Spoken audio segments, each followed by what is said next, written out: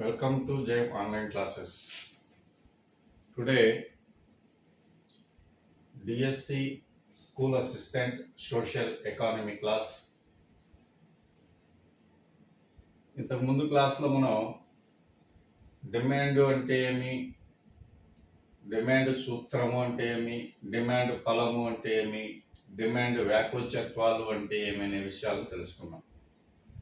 ఈ చాప్టర్లో మనం రివైజ్ చేసుకున్నట్లయితే కనుక డిమాండ్ రేఖ వాలు ఏ విధంగా కలిగి ఉంటుంది, ఏ రకమైన వాలును కలిగి ఉంటుంది అనే ప్రశ్న చాలాసార్లు డిఎస్సిలో అడగడం జరిగింది. అయితే డిమాండ్ రేఖ వాలు ఎలా ఉంటుంది అన్నట్లయితే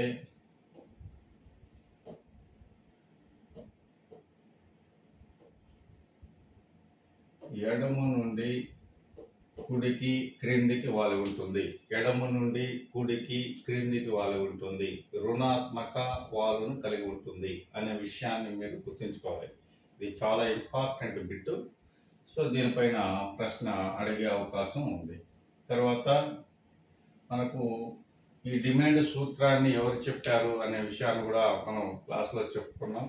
ఇది ఎవరు అనాలిసిస్ అంటే మార్షల్ చెప్పినటువంటి విషయం కాబట్టి డిమాండ్ సూత్రాన్ని చెప్పింది ఎవరంటే మార్షల్ అని చెప్పాలి. డిమాండ్ వ్యాకోచ పద్ధతులను చెప్పింది కూడా మార్షలే. కాబట్టి డిమాండ్ ఫలం ఇంకా డిమాండ్ అంటే ఏంటి అనే విషయాలన్నీ కూడా మనం ప్రీవియస్ క్లాసెస్లో చెప్పుకోవడం జరిగింది. అయితే ఈరోజు క్లాసు డిమాండ్ను కొలిచే పద్ధతులు, డిమాండ్ను కొలిచే పద్ధతులు, డిమాండ్ను కొలిచే పద్ధతులు.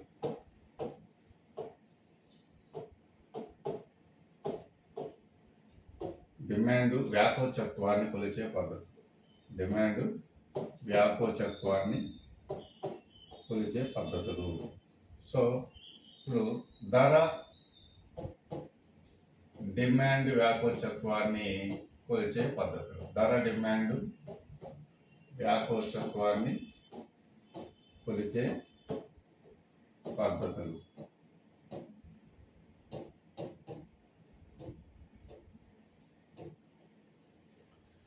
ఇవి మూడు రకాలుగా కొలుస్తారు.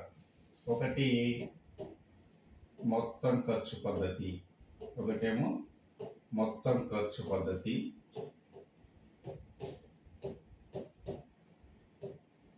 రెండు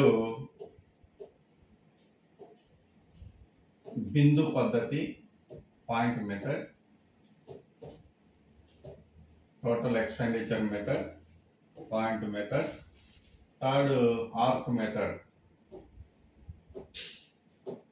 ఆర్క్ పద్ధతి, ఆర్క్ మెథడ్. ఈ మూడు రకాలుగా డిమాండ్ వ్యాకోచత్వాన్ని కొలుస్తారు. ఇది మనకు టెక్స్ట్ బుక్లో ఉన్నటువంటి అంశం.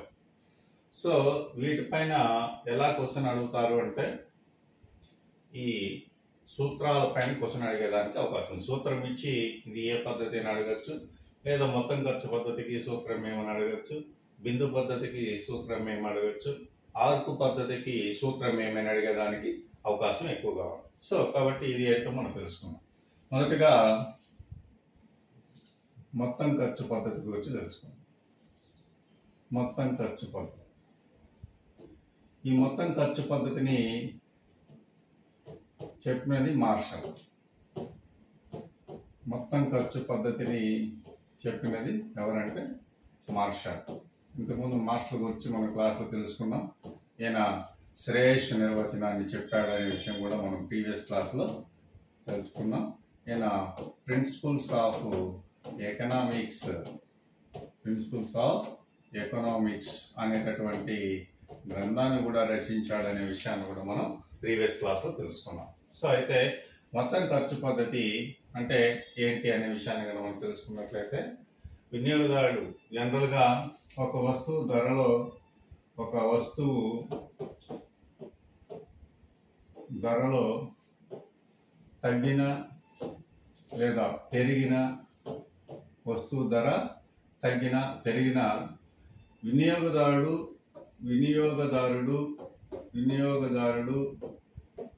ఆ వస్తువుపై పెట్టే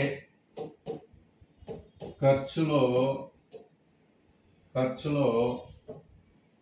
ఖర్చులో మార్పు ద్వారా వ్యాకోచత్వాన్ని లెక్కిస్తారు. దీన్ని మొత్తం ఖర్చు పద్ధతి అంటారు.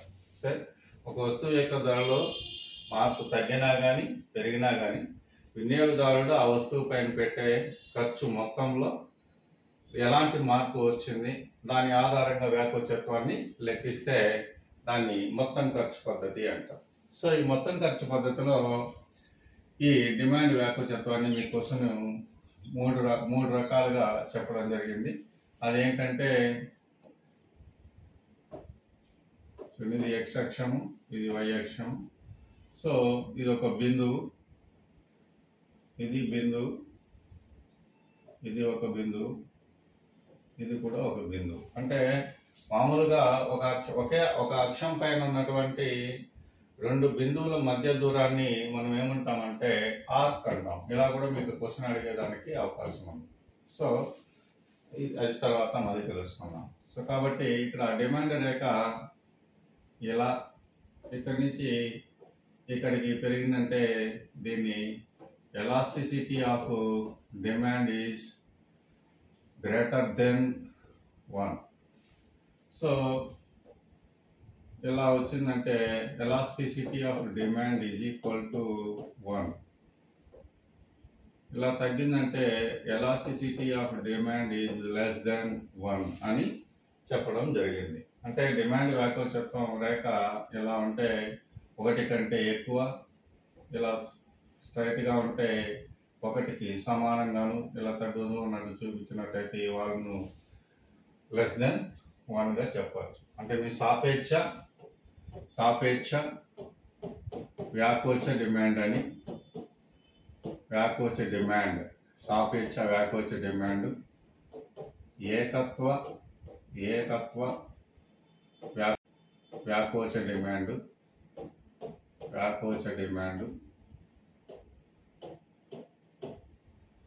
అలాగనే సాపేక్ష అవ్యాకోచ డిమాండ్ అంటారు. సాపేక్ష అవ్యాకోచ డిమాండ్ అంటారు. ఈ విషయాన్ని మనం గుర్తించుకోవాలి. తర్వాత ఇది మొత్తం ఖర్చు పద్ధతి. తర్వాత బిందు పద్ధతి, ఆర్క్ మెథడ్. బిందు పద్ధతి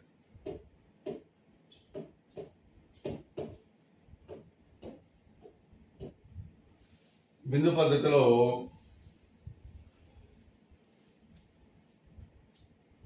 x అక్షం బిందువు నుండి, అంటే మీ ఒక అక్షం పైన, ఏదైనా ఒక అక్షం పైన లేదా రేఖ పైన లేదా డిమాండ్ రేఖపై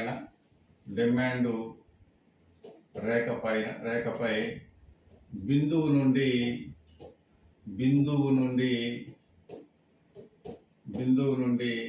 x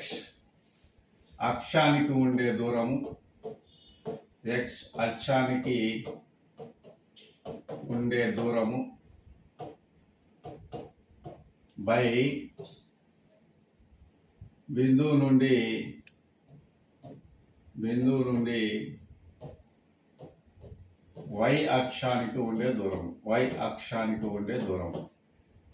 y అక్షానికి ఉండే దూరం. సో ఇది దీని యొక్క సూత్రం. బిందువు నుండి x అక్షానికి ఉండే దూరము పై బిందువు నుండి y అక్షానికి ఉండే దూరం. దీన్ని ఎలా కొలుస్తారు అంటే, ఫర్ ఎగ్జాంపుల్ చూద్దాం ఇది ఏంటి అనేది. ఇది x అక్షం అనుకుంటే, దీన్ని మనం y అక్షం అని అనుకుంటే, ఇది డిమాండ్ రేఖ అని అనుకుందాం, డిమాండ్ రేఖ. సో ఇక్కడ వాడు ఏం చెప్పాడు, డిమాండ్ రేఖపై బిందువు నుండి x అక్షానికి ఉండే దూరము బై బిందువు నుండి y అక్షానికి ఉండే దూరం. ఇలా లెక్కిస్తారు. అంటే ఇది బిందువు అనుకుందాం, ఇది బిందువు అని. సో ఇప్పుడు సూత్రం తీసుకున్నట్లయితే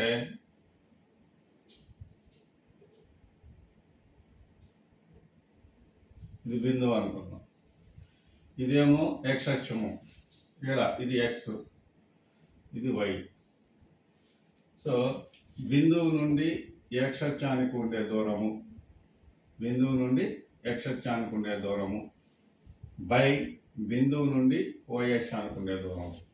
దీన్నే బిందు పద్ధతి అంటారు. అంటే ఇక్కడ మిడిల్గా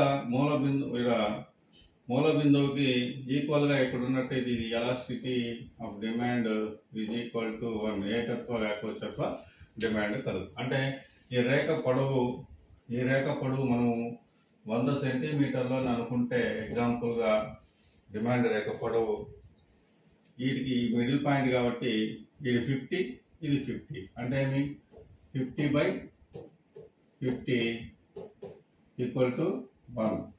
సో కాబట్టి elasticity of demand is equal to 1 అంటే బిందువు నుండి x అక్షానికి ఉండే దూరము బై బిందువు నుండి y అక్షానికి. బిందువు నుండి x అక్షానికి 50 సెంటీమీటర్స్, బిందువు నుండి y అక్షానికి 50 సెంటీమీటర్స్ ఉంటుంది కాబట్టి ఇది elasticity of demand is equal to 1.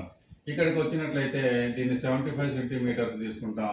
ఇక్కడికి వచ్చినట్లయితే ఇది 25 సెంటీమీటర్స్ తీసుకుంటాం. ఇక్కడ వచ్చినట్లయితే 100 సెంటీమీటర్స్ తీసుకుంటాం. ఇక్కడైతే 0 సెంటీమీటర్స్గా తీసుకుంటాం. ఇలాగైనా మనం లెక్కించినట్లయితే ఇక్కడ elasticity of demand greater than 1, elasticity of demand less than 1, elasticity of demand is equal to 0, elasticity of demand is equal to infinitive, అనంతం అని చెప్పవచ్చు. అంటే ఈ రేఖ x అక్షాన్ని తాకిన చోట 0 అని, ఇది y అక్షాన్ని తాకిన చోట అనంతం అని చెప్తుంది. ఇక్కడ ఎగువన కనుక ఉన్నట్లయితే elasticity of demand is equal to greater than 1, ఇక్కడ దిగువన ఉన్నట్లయితే elasticity of demand is less than 1. అంటే ఇదేమో ఏకత్వ వ్యాకోచ డిమాండ్, ఇది సాపేక్ష వ్యాకోచ డిమాండ్, ఇది సాపేక్ష అవ్యాకోచ డిమాండ్, ఇది పూర్తి అవ్యాకోచ డిమాండ్, ఇది పూర్తి వ్యాకోచ డిమాండ్గా మనం నిర్ణయిస్తాం. కాబట్టి ఇక్కడ మీకు ప్రశ్న ఎక్కువగా కాన్సన్ట్రేషన్ ఎక్కడ చేస్తాడంటే బిందువు ఈ సూత్రం పైన అడుగుతాడు.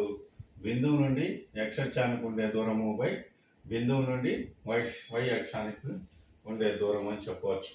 ఈ పద్ధతిని కూడా చెప్పింది ఎవరంటే ఆల్ఫ్రెడ్ మార్షల్. ఈ పద్ధతిని కూడా చెప్పినటువంటి వ్యక్తి ఆల్ఫ్రెడ్ మార్షల్. ఈ విషయాన్ని కూడా మనం ఇక్కడ గుర్తుంచుకోవాలి. చూడండి, ఇది సింపుల్ అన్నమాట. బిందువు నుండి x అక్షానికి ఉండే దూరము బై బిందువు నుండి y అక్షానికి దూరము అనేటటువంటి సూత్రాన్ని మీరు గుర్తుంచుకున్నట్లయితే ఎలాస్టిసిటీ ఆఫ్ డిమాండ్ ఏ పాయింట్ దగ్గర ఎంత ఉంది అనేది మనం గుర్తించడం చాలా ఈజీ. కాబట్టి ఈ విషయం కూడా మనకు చాలా ఇంపార్టెంట్. తర్వాత ఆర్క్ మెథడ్. ఆర్క్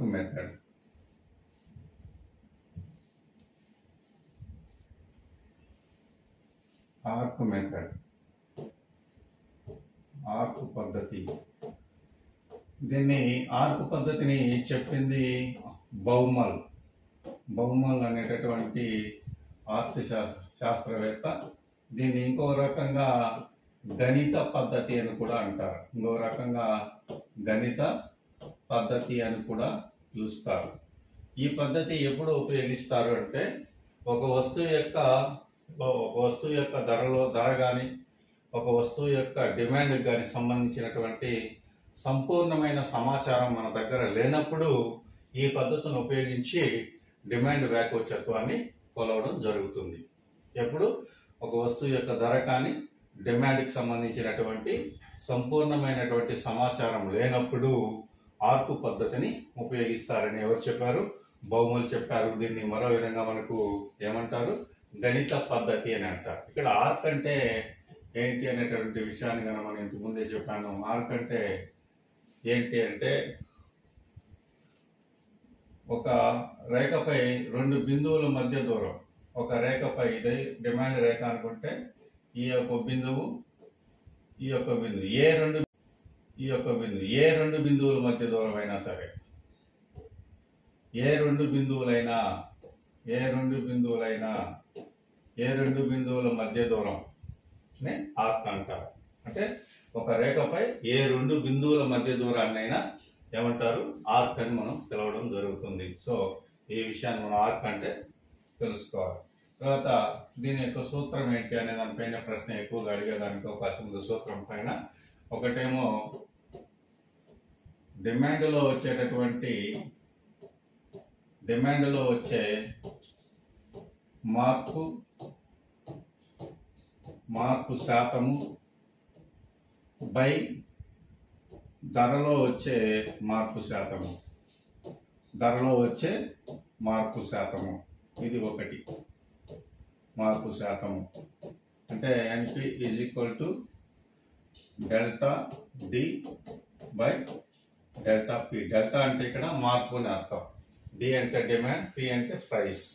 సో రెండవది ఇంకొక విధంగా కూడా ఈ సూత్రాన్ని రాయొచ్చు.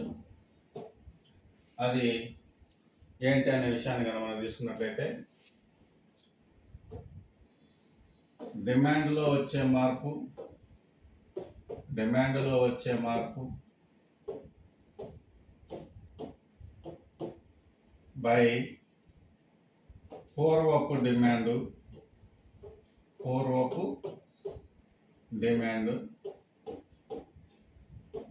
డివైడెడ్ బై ధరలో వచ్చే మార్పు పూర్వపు ధర. ఇలా కూడా ఈ సూత్రాన్ని రాయడం జరుగుతుంది. ఇంకొక విధంగా కూడా ఈ సూత్రాన్ని రాయవచ్చు. అది మూడవది ఏంటి అంటే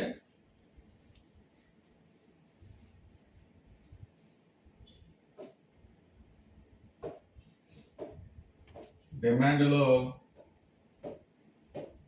వచ్చే మార్పు బై ధరలో వచ్చే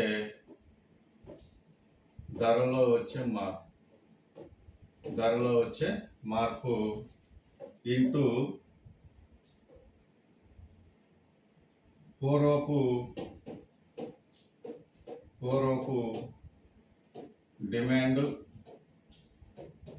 డివైడెడ్ బై పూర్వపు ధర.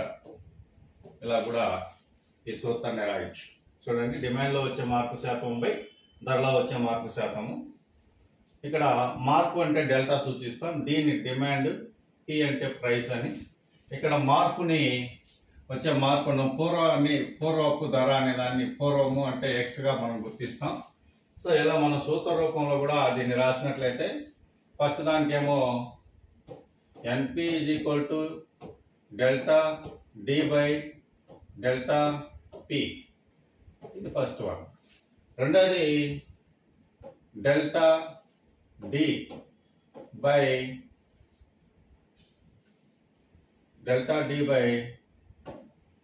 ఎక్స్, ఇక్కడ ఎక్స్ నువ్వు తీసుకున్నాం కాబట్టి XD by delta P by XP. మూడోదేమో డిమాండ్లో వచ్చే మార్పు అంటే డెల్టా డి బై ధరలో వచ్చే మార్పు డెల్టా పి ఇంటూ పూర్వపు డిమాండ్ XD బై XP అని కూడా మనం సూత్ర రూపంలో ఇన్ని రాయడానికి అవకాశం ఉంది. కాబట్టి సో ఇవన్నీ కూడా మనం సూత్రాలు కనుక గుర్తించుకున్నట్లయితే ఈ చాప్టర్లో సూత్రం పైన ఒక ప్రశ్న డిమాండ్ సూత్రం అడగచ్చు, వ్యాకుజత్వం సూత్రాలు అడగచ్చు, డిమాండ్ కొలిచే పద్ధతులు అడగచ్చు, డిమాండ్ వ్యాకుజత్వం గురించి అడగచ్చు, డిమాండ్ రేఖ గురించి అడగచ్చు, డిమాండ్ ఫలం గురించి అడగచ్చు. ఇలా డిమాండ్కి సంబంధించినటువంటి విషయాల్లో కనుక మీరు తీసుకున్నట్లయితే పూరక వస్తువులు అంటే అడగచ్చు, అలాగనే వినియోగ వస్తువులు అంటే ఏమని అడగచ్చు, ప్రత్యామ్నాయ వస్తువులు అంటే ఏమడగచ్చు. ప్రత్యామ్నాయ వస్తువులకి బెస్ట్ ఎగ్జాంపుల్ మనం ఏం చెప్పచ్చు, coffee and tea. Coffee, tea రెండు కూడా ప్రత్యామ్నాయ వస్తువులు అని చెప్పవచ్చు. అలాగనే పెన్ ఇంకు దీన్ని పూరక వస్తువులు అని కూడా మనం చెప్పుకోవచ్చు. పూరక వస్తువులు అని మనం చెప్పవచ్చు. వీటినేమో ప్రత్యామ్నాయ వస్తువులు అని కూడా చెప్పవచ్చు. లాస్ట్ క్లాస్లో మనం చెప్పాం ఎక్సెప్షనల్ డిమాండ్ కర్వ్ ఎలా ఉంటుంది, సాధారణ డిమాండ్ రేఖ ఎలా ఉంటుంది అని చెప్పాం. ఎక్సెప్షనల్ డిమాండ్ కర్వ్ ఎలా ఉంటుంది అంటే ఊర్ధ్వముఖ వాలును కలిగి ఉంటుంది, మూల బిందువు నుండి పైకి ఎగబ్రాకుతుందని. సాధారణ డిమాండ్ రేఖ వాళ్ళు ఎలా ఉంటుందంటే ఎడం నుంచి కుడికి ఎడమ నుంచి కుడికి క్రిందికి వాలి ఉంటుంది అనే విషయాలు కూడా మనం చెప్పుకోవడం జరిగింది. సో ఇక అర్థశాస్త్రవేత్తల గురించి చెప్పాం, అర్థశాస్త్ర పితామహుడు ఎవరని చెప్పాం. ఇలాంటి విషయాలన్నీ కూడా మనం ప్రీవియస్ క్లాసెస్లో తెలుసుకుందాం. ఈ చాప్టర్ పైన 1 లేదా 2 బిట్లు స్కూల్ అసిస్టెంట్లో అడిగేదానికి అవకాశం ఉంది. ఈ చాప్టర్ అర్థమైనట్లయితే మనకి ఎకనామిక్స్లో పూర్తిగా సూక్ష్మ అర్థశాస్త్రం పూర్తిగా మనము అర్థం చేసుకోవచ్చు. డిమాండ్ తెలియకుండా డిమాండ్ వ్యాకోచత్వాల గురించి, డిమాండ్ కొలిచే పద్ధతుల గురించి, డిమాండ్ ఫలము, డిమాండ్ సూత్రము ఇలాంటి అంశాలు తెలుసుకోకుండా మనం ఎకనామిక్స్ అర్థం కాదు. కాబట్టి మొదటగా ఇవి తెలుసుకున్న తర్వాతనే మనకి పరిపూర్ణంగా అర్థశాస్త్రం గురించి, సూక్ష్మ అర్థశాస్త్రం గురించి ప్రత్యేకంగా తెలుసుకోవడం జరుగుతుంది. సో తర్వాత క్లాస్లో మనం సప్లై సిద్ధాంతం గురించి తెలుసుకుందాం. Thank you.